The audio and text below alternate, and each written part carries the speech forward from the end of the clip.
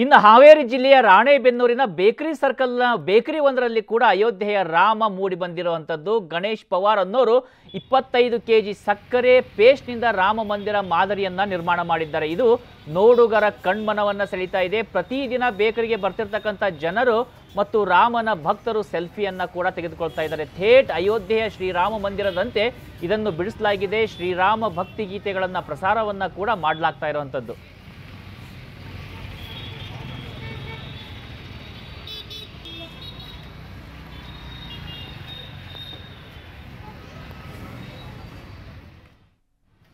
ರಾಮ ಮಂದಿರ ವಿಚಾರವಾಗಿ ಇಡೀ ದೇಶದಲ್ಲಿ ಸಂಭ್ರಮ ಮನೆ ಮಾಡಿರುವಂಥದ್ದು. ಕರ್ನಾಟಕದಲ್ಲೂ ಹಲವು ಕಡೆ ನಾವು ಸಂಭ್ರಮವನ್ನು ನೋಡ್ತಾ ಇದ್ದೀವಿ. ಆದರೆ ಹುಬ್ಬಳ್ಳಿಯಲ್ಲಿ ಮಾತ್ರ ನಡೆದಿರ್ತಕ್ಕಂಥ ಘಟನೆ ಸಾಕಷ್ಟು ಆಕ್ರೋಶಕ್ಕೆ ಆಘಾತಕ್ಕೆ ಈಡು ಮಾಡಿರುವಂಥದ್ದು. ಯಾಕಂದರೆ ಹುಬ್ಬಳ್ಳಿಯಲ್ಲಿ ಹಿಂದೂ ಕಾರ್ಯಕರ್ತನ ಬಂಧನ ವಿಚಾರ ಸಾಕಷ್ಟು ದೊಡ್ಡ ರಾಜಕೀಯ ತಿರುವನ್ನು ಪಡೆದುಕೊಳ್ತಾ ಇದೆ.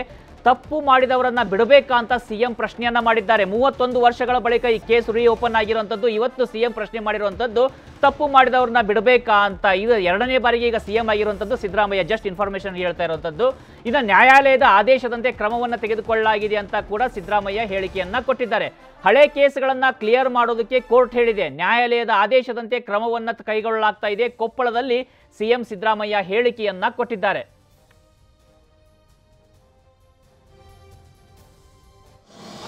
ತಪ್ಪು ಮಾಡಿದವ್ರು ಏನು ಮಾಡಬೇಕು? ತಪ್ಪು ಮಾಡಿದವ್ರನ್ನ ಏನು ಮಾಡ್ಬೇಕು ರೀ?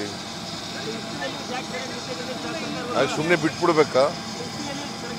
ಹಳೆಯ ಕೇಸ್ಗಳನ್ನೆಲ್ಲ ಡಿಸ್ಪೋಸ್ ಆಫ್ ಮಾಡಿ ಅಂತ ಹೇಳಿದ್ದೀವಿ. ಹಳೆಯ ಕೇಸ್ಗಳನ್ನ ಡಿಸ್ಪೋಸ್ ಆಫ್ ಮಾಡಬೇಕು ಅಂತ ಹೇಳಿದ್ದೀವಿ. ಅದರಲ್ಲಿ ಪೊಲೀಸ್ನವರು ಕ್ರಮ ತಗೊಂಡಿದ್ದಾರೆ ಅಷ್ಟೇ. ನಾವು ಯಾವ ದ್ವೇಷದ ರಾಜಕಾರಣ ಆಗಲಿ ಅಥವಾ ನಿರಾಪರಾಧಿಗಳನ್ನು ಮಾಡ್ತಕ್ಕಂಥದ್ದು ಬಂಧಿಸ್ತಕ್ಕಂಥದ್ರಲ್ಲಿ ಮಾಡಲ್ಲ. ಕೋರ್ಟ್ ಡೈರೆಕ್ಷನ್ ಇದ್ದರೆ ಕೋರ್ಟ್ ಡೈರೆಕ್ಷನ್ ಪ್ರಕಾರ ಮಾಡ್ತೀವಿ. ಕನ್ನಡಿಗರ ನೆಚ್ಚಿನ ನ್ಯೂಸ್ 18 ಕನ್ನಡ ಈಗ ವಾಟ್ಸ್ಆಪ್ನಲ್ಲೂ ಲಭ್ಯ. ಕರ್ನಾಟಕ, ದೇಶ ವಿದೇಶಗಳ 360 ಡಿಗ್ರಿ ಸುದ್ದಿಯ ವಿವರಗಳನ್ನ ನಿಮ್ಮ ಕೈ ಬೆರಳುಗಳಲ್ಲೇ ಪಡಿಲಿಕ್ಕೆ ಈ QR ಕೋಡ್ ಅನ್ನ ಸ್ಕ್ಯಾನ್ ಮಾಡಿ, ನಮ್ಮ ಚಾನಲ್ ಫಾಲೋ ಮಾಡಿ, ನೋಟಿಫಿಕೇಶನ್ ಆನ್ ಮಾಡಿ.